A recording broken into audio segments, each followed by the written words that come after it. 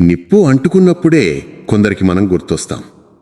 మన నీడ కోసం వాళ్ళు ఎండలో కూడా తడుస్తారు.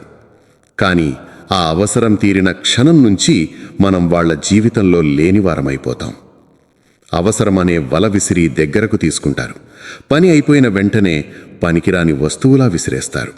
మన కన్నీళ్లు తుడిచిన చేతులనే కాలితో తొక్కడం వీరికి వెన్నతో పెట్టిన విద్య.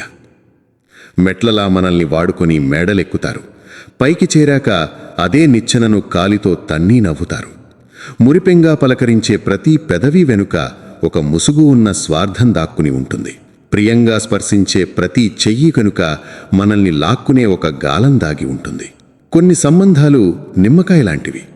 రసం పిండుకునే వరకు మనం వారికి దైవం, పిప్పి అయ్యాక రోడ్డు పక్కన పారేసే వ్యర్థం. మాటల్లో తేనె, కానీ మనసులో విషం. ఇదే కదా నేటి సమాజంలో పెరిగిపోతున్న కృత్రిమ బంధాల అసలు రూపం. బలం ఉన్నప్పుడు భజన చేస్తారు, బలహీనపడగానే బలిస్తారు. అయితే ఒక విషయం గుర్తుపెట్టుకో, ఎవరో నిన్ను వాడుకున్నారంటే నువ్వు విలువైన వాడివని అర్థం.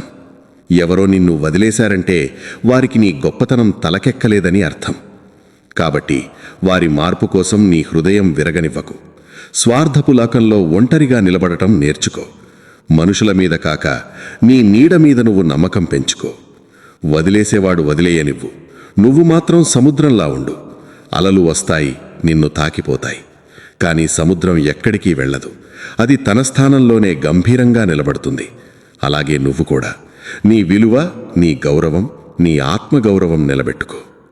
మనుషుల అసలైన రంగులు బయటపడినప్పుడు బాధపడకండి. అవి మనకొక గుణపాఠం నేర్పించడానికి వచ్చినవే.